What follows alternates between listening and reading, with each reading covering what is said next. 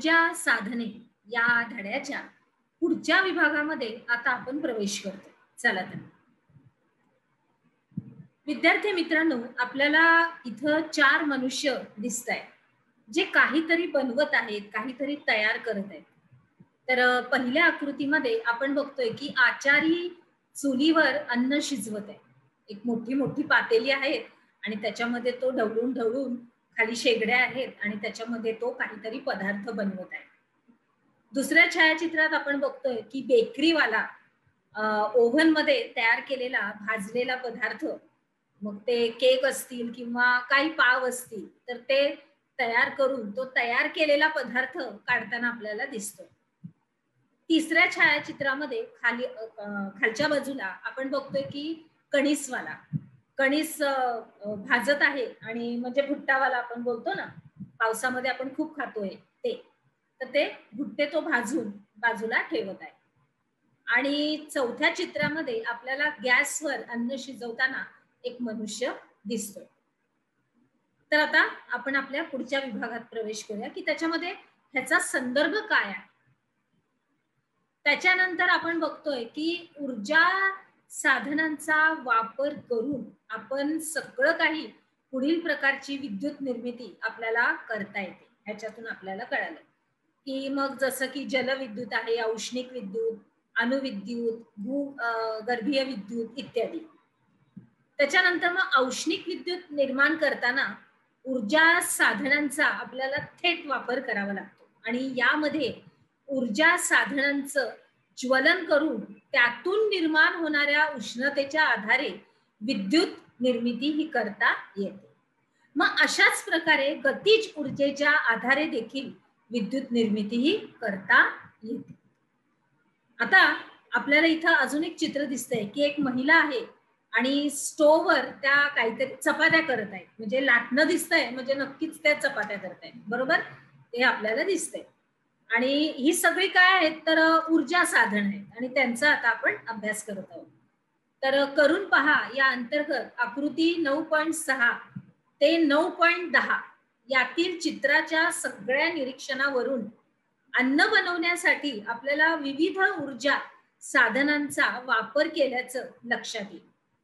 मग या चित्रामध्ये वापरलेली ऊर्जा साधनं ही कोणती आहेत, त्यांची एक यादी करायची आहे व्यवस्थित, आणि आपण वर्गीकरण केलेल्या तक्त्यानुसार या ऊर्जा साधनांचा समावेश हा कोणत्या गटात येतो ते सांगायचंय. सांगायचं म्हणजे अर्थात तुम्हाला तुमच्या वहीमध्ये विद्यार्थी मित्रांनो याची नोंद व्यवस्थित करून ठेवायची, आणि मग इतर कोणती ऊर्जा साधनं यासाठी वापरता येतील याची चर्चा करा असं त्यांनी सांगितलंय. तर चर्चा करायच्या ऐवजी आपण ते मी तुम्हाला सांगते की तुम्ही ते आपल्या वहीमध्ये नमूद करा. चर्चा करायच्या ऐवजी आपल्या मनातले जे विचार आहेत ते तुम्ही आपल्या वहीमध्ये लिहा.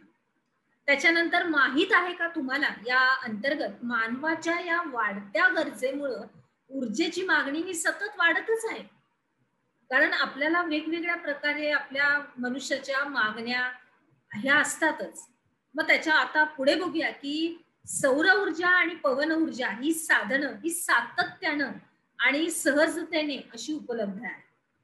सौर ऊर्जा म्हणजे आपला सूर्य, पवन म्हणजे आपला वारा, आणि हे दोघ जण आपल्याला 24 तास अगदी हजर असतात आपल्या सेवेसाठी. परत मला मुद्दा स्पष्ट करू दे. सौर ऊर्जा आणि पवन ऊर्जा ही साधनं आपल्याला सातत्यानं सहजतेने उपलब्ध होतात. जसं की दिवसा आपल्याला सौर ऊर्जा ही संपूर्णपणे मिळते, सूर्याची उष्णता, आणि पवन म्हणजे वारा असा आहे की वाऱ्याची जी ऊर्जा आहे ही आपल्याला सातत्याने मिळतच असते. मग त्यांचा वापर करण्यासाठी आणि त्यातून निर्माण होणाऱ्या ऊर्जेचं संकलन करणं हे आवश्यक असतं. परंतु ही बाब खर्चिक असल्यानं ही संसाधनं सध्या आपल्याला परवडत नाही. मग ही संसाधनं स्वस्तात उपलब्ध व्हावीत यासाठी संशोधन हे सुरू आहे. पुढे जाऊया भौगोलिक स्पष्टीकरणामध्ये. तर आपल्याला इथं दिसतंय की चुलीवरचा स्वयंपाक एक महिला करत आहे. बघा, चुलीवर 2 भांडे ठेवलेली आहेत, शिवाय त्या भाकऱ्या पण करत आहेत त्या महिला, आणि धूर निघालेला आहे भरपूर. तिथं फुंकणी पण ठेवली आहे, म्हणजे आपण ती असं फुंकलं की त्याच्यातून ते लाकडं प्रज्वलित होतात आणि त्याच्यामध्ये आग परत पेटली जाते. अशा रीतीने हवा फेकली जाते, त्याच्यामुळे ती आग भडकली जाते त्या लाकडामध्ये. तर ती फुंकणी आहे. आणि अशा रीतीने ही महिला आपल्याला चुलीवरचा स्वयंपाक करताना या चित्रामध्ये दिसत आहे. तर आता आपण बघूया आपलं भौगोलिक स्पष्टीकरण. तर पदार्थावर आधारित ऊर्जा साधनं. पहिलं आहे लाकूड. आता लाकूड आपल्याला कुठं मिळतं? आपण आपल्या ह्या मुंबई शहरात राहतो, बरोबर आहे? आपण मुंबई शहरात राहतो, बरोबर आहे? आणि मुंबई शहरामध्ये लाकडावर आपण स्वयंपाक करतो का? नाही. आपल्या घरामध्ये गॅस असतात, विजेच्या शेगड्या मोठ्या मोठ्या बंगल्यामध्ये असतात, म्हणजे अर्थात आपण गॅसवर आपला स्वयंपाक करतो. मग लाकूड कुठं असतं? तर खेडेगावामध्ये चुलीचा वापर हा स्वयंपाक करण्यासाठी होतो. आणि मग चुलीसाठी काय लागतं? तर लाकूड मोठ्या प्रमाणात वापरण्यात येतं. त्याच्यानंतर आपण पुढचा मुद्दा बघतोय, कोळसा. तर प्राचीन काळी भू हालचालीमुळे वनस्पती आणि प्राण्यांचे अवशेष हे जमिनीत गाडले जायचे आणि मग त्याच्यावरती दाब जमिनीचा, मातीचा, त्याच्यानंतर मग त्याच्या उष्णतेचा परिणाम होऊन त्याच्यामधल्या सगळ्या घटकांचं विघटन होऊन फक्त कार्बन द्रव्य ही शिल्लक राहिली आणि फक्त कार्बन द्रव्यच शिल्लक राहिली आणि मग त्याच्यातून कोळशाची निर्मिती झाली. मग कोळशाच्या गुणवत्तेवर कोळशाचा वापर हा ठरवला जातो. आता आपण बघतो कोळसा काळा काळा असतो आणि आपल्या चुलीमध्ये घालण्यासाठी आपण वापर करतो. म्हणजे बघा की कोळशाच्या गुणवत्तेवर कोळशाचा वापर ठरवला जातो. म्हणजे साधा कोळसा हा भटारखान्यात किंवा स्वयंपाकघरात वापरला जातो. भटारखाना म्हणजे काय? मोठं चूल असते, त्या मोठ्या चुलीमध्ये ते कोळसा घालून मोठं असं पातेलं ठेवलेलं असतं, त्याच्यामध्ये खूप सारी डाळ किंवा भाजी अशी केली जाते. भटारखाना त्याला बोलतात. किंवा तवा मोठा ठेवलेला असतो, खूप साऱ्या चपात्या त्याच्यावरती भाजल्या जात असतात. तर त्यात तिथं हा साधा कोळसा जास्त प्रमाणात वापरला जातो. त्याच्यानंतर दगडी कोळसा हा प्रामुख्याने उद्योगधंद्यामध्ये वापरला जातो. जिथं उद्योगधंदा आहे तिथं याचा वापर आहे आणि या कोळशापासून औष्णिक विद्युत निर्माण केली जाते. काय? औष्णिक विद्युत. आता आपण बघूया खनिज तेल आणि नैसर्गिक वायू. तर उजव्या बाजूला आपण आकृत्या बघतोय, खनिज तेल उत्खनन आणि त्याच्याच खाली आपण बघतोय लोहार काम. तर आता भू हालचालीमुळं ज्याप्रमाणे दगडी कोळशाची निर्मिती झाली, भू हालचालीमुळं म्हणजे तुम्हाला कळालंच आहे आता सगळं काही, की पहिल्यांदा आपण अभ्यास कसला केला की दगड कशी निर्माण होतात, वेगवेगळे खडक. तर ते आता आपण बघतोय की काही काही वस्तू अशा असतात की त्या अजून निर्मित केल्या जातात या भू हालचालीमुळे. त्याच्यामध्ये दगडी कोळशाचा समावेश आहे. मग त्याच्याप्रमाणेच खनिज तेल आणि नैसर्गिक वायूची निर्मिती ही झालेली आहे. मग खनिज तेल भूपृष्ठाखाली अथवा सागरच्या तळाशी जमिनीत मिळतं.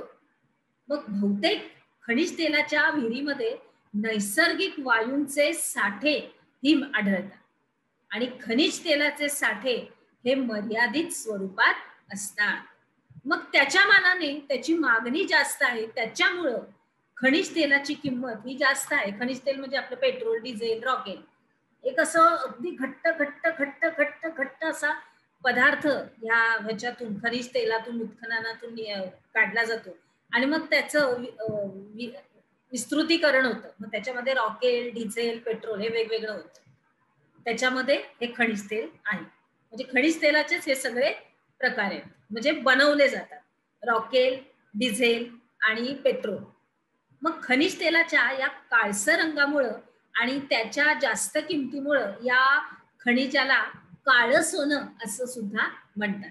मग औष्णिक विद्युत निर्मितीसाठी या ऊर्जा साधनांचा वापर होतो. जसं की आपण पेट्रोल गाडीत घातलं की आपली गाडी चालते, स्कूटर चालते, बरोबर आहे. डिझेल घातलेस तरी पण चालते. आणि तसंच रॉकेल आपण स्वयंपाक घरामध्ये सुद्धा वापरतो आणि पेट्रोल कुठे वापरतो आपण?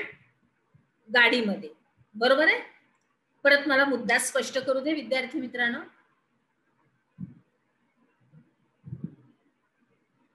औष्णिक विद्युत निर्मितीसाठी या ऊर्जा साधनांचा वापर होतो. जसं की रॉकेल आपण आपल्या ह्याच्यामध्ये स्टोव्ह मध्ये घातलं की आपण त्याच्यावर स्वयंपाक करू शकतो स्टोव्हवर. त्याच्यानंतर पेट्रोल आपण गाडीत घातलं की गाडी पळू शकते, आपली स्कूटर, म्हणजे आपण चालू, हे इंधन आहे. आणि डिझेल पण इंधनच आहे, म्हणजे गाड्यामध्ये घालून ट्रक, मोठ्या मोठ्या ट्रक्स मध्ये घालून वगैरे मग ते इंधनच्या रूपामध्ये वापरलं जातं. पुढे बघूया आपण काय शिकलो या अंतर्गत. पुढील कार्यासाठी कोणते साधन हे वापरावे लागेल. मग रोहनला पतंग उडवायचा आहे, आदिवासी पाड्यातील लोकांचे थंडीपासून संरक्षण करायचे आहे, सहलीसाठी प्रवासात सहज अशी हाताळण्यात येतील अशी स्वयंपाकघराची उपकरणं. मग आता हे सगळं तुम्हाला व्यवस्थित लिहून तुमच्या वहीमध्ये त्याची उत्तरं व्यवस्थित नमूद करायची. आलं लक्षात? चला तर मग आता आपण आपल्या पुढच्या विभागामध्ये प्रवेश करू.